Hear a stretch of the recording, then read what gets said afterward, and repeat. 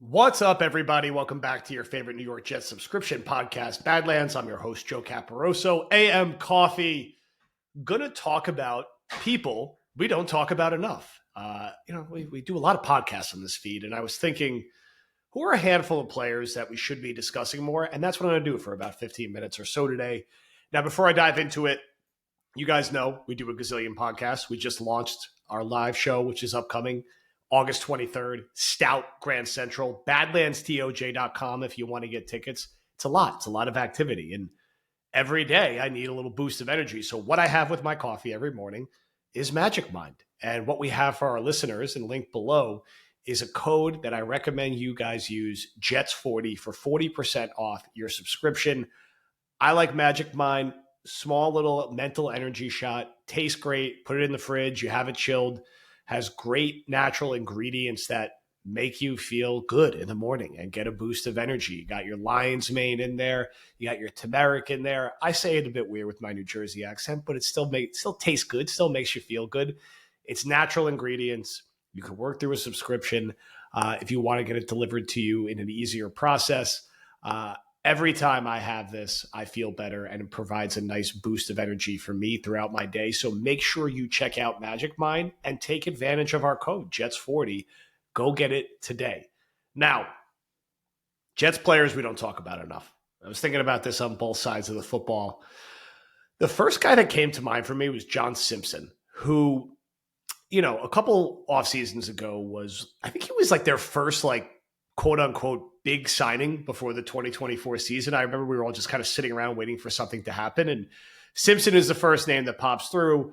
It's a little of, well, if Baltimore is letting him walk, is that a bad sign? Is he a bit of a one-year wonder? Hadn't really been a productive starter prior to that. And he was very good last year and added long needed physicality to the Jets offensive line. And now there's rumblings of, do we extend him? You got to pay him now. I think it's totally okay to let him have another really good year, and he's going to be in a new offensive system. But a guy that for years we've been complaining about how the Jets they feel a little soft up front, right? People are hitting their quarterback late. Nobody's helping the quarterback up. I like the nastiness that Simpson brings, and quietly a really key piece of an offensive line that should be really good this year. He doesn't have the first round pedigree of ABT, doesn't even have the second round pedigree of Tippmann, first round pedigree of Membu, first round pedigree of Olu. You just got him in the mix, and a veteran who's figured it out. And that happens sometimes, that offensive line, and a guy that if he has another good year, I think the Jets absolutely will extend him. And this will prove to be one of their better free agent signings in recent memory. So if the Jets are going to run the ball the way they want to this year, they need Simpson to be every bit the player he was last season, if not better, because he brings that ability to move people and physicality that needs to be there to open up lanes for Fields, for Brees, for Braylon Allen. My second guy, also on offense, is Isaiah Davis. Now, I'm a big Braylon Allen fan. I'm a big Brees Hall fan. I think Allen is a elite candidate this year. I just think the physical tools are so intriguing, but Davis played some damn good football down the stretch last year. And I don't throw out this comparison lightly, and I'm not saying he will be this player, but I saw a little Bilal Powell juice and energy with how he caught the football, how he ran. That's a high compliment coming from me because Powell is one of my favorite players. So do I think Davis is going to be that guy for the Jets this year? No, but longer term, I don't know if Brees Hall is going to be here. Maybe he's got 2 years left here. We'll see what happens with Allen. He should be here for the foreseeable future. But Davis is going to have a role in this offense. I think he catches the football well. I think he's shifty. I think he's a nice change of pace from what you get with Brees and Braylon.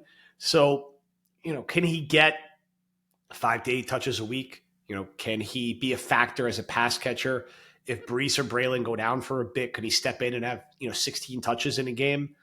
We saw some signs of that. And I'm curious if he could also add some value on special teams. I don't know if he's really built to be a kick returner, but I'm sure he'll get some at-bats there.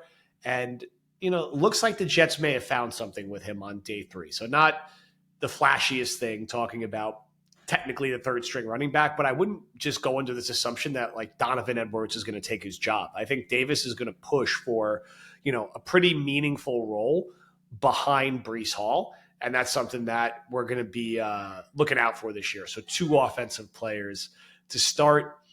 On the defensive side of the ball, I'm going to go with a guy that, is a friend, two guys. There's a friend of the pod who we've been a fan of since he started as a rookie, and it's slot corner Michael Carter. And I think him not being healthy last year had a bigger impact than people think. He is really key in how the Jets communicate and line up on the back end. And he just wasn't right last year. He missed time. He was banged up. He was not playing anywhere near 100%. And slot corners are hard to find. And you need a strong slot corner with how the NFL attacks you these days. So we spent a lot of time talking about Sauce, a lot of time talking about Thomas and Brandon Stevens.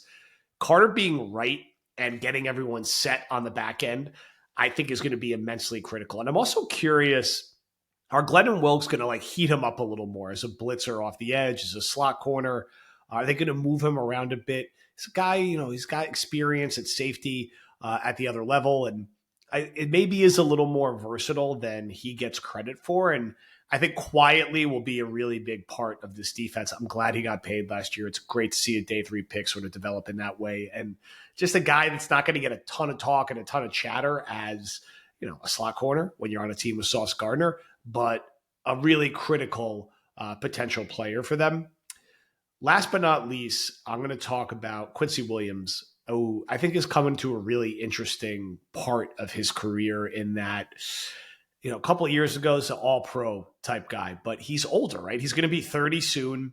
They paid Sherwood the big contract. We know he's brothers with Quinnen, who got paid by the Jets.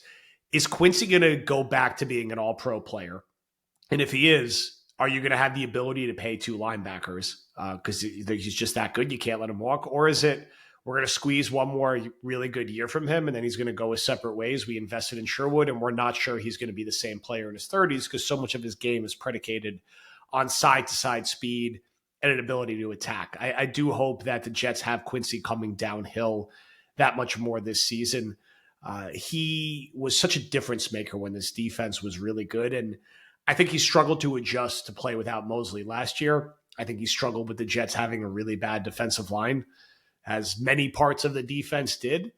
But there were some signs that there could be something pretty special here. Now, look, is he just Salah's a linebacker merchant and he really maxed him out and he's not going to look like that unless he's in a very specific defense? There's a world that that's the case. And on the other end of this, if that's the case, the Jets are going to have some problems at linebacker because you only have Sherwood and there's no real depth behind them. We're not counting on Zaire Barnes for anything. We're not counting on, Kiko as a rookie round 5 to do anything. They're light there and they're smaller. So, if you're the Jets, you really need a strong year from Quincy, and that makes you feel potentially better about your run defense, which, is going to be light up front on the defensive line. And, I could have named all these guys in the defensive line as players we don't talk about enough, but it's because a lot of them were just like backup role players last year, like Jay Telefe, Weaver, Cowart, Nandi. These are all just rotational defensive linemen. Now, of all of them, could one be a real solid player for 40% of the snaps of the game? Nandi's probably the most likely. You hope Leonard Taylor's there in the mix, but Muji and Aaron Glenn made a mistake if they're in a situation where Michael Clemens has to play meaningful reps next season. I would argue he shouldn't even be on the roster. The roster is so thin there right now. He will be in camp and be competing for a roster spot. But man, if he's out there regularly, that's a problem after what we saw on tape last year. He's a situational backup. Okay, that's fine. Everyone has situational backups that have problems. I do really hope the Jets are smart about adding to this position group post June 1st, after training camp.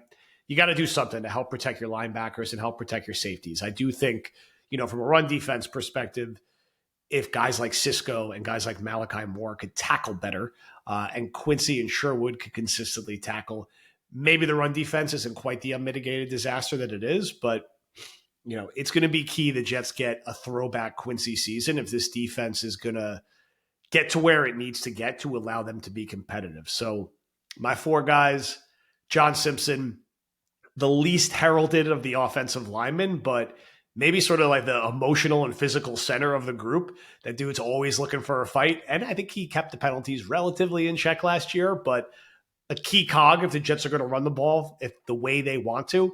Same with Isaiah Davis, who was my second guy.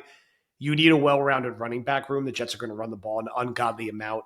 you need a guy who brings Davis's skill set, which is a nice contrast from what you're getting from Braylon Allen and Breece Hall, and even to an extent of how Justin Fields runs the football. Can he go be that middle-class Bilal Powell before he moves on? Two guys I talked about were on the defensive side, Quincy Williams, and looking at the safety position overall, I kind of wish I threw a guy in, but I didn't. So I'm staying with Quincy, and I'm staying with Michael Carter as my two. If there's another name you think that I missed, let me know. But that is the collection I have for right now. Now, as a reminder, badlandstoj.com. Go get your live show tickets. So Will just poked in for a moment there because we're about to record a different episode that's hitting the day before this. These are the joys of operating in Riverside. Don't hesitate to hit us with any questions or thoughts or ideas around the live show, but we're pretty excited about the plan we have coming together, and stick with us all week here for a normal full slate. A pod for me and Connor, a war room for me and Connor. We have a bigger Justin Fields project that Dan and Paul are working on that we're excited about. We'll have a few other things, to keep the feed active. We're due for a rewatchable.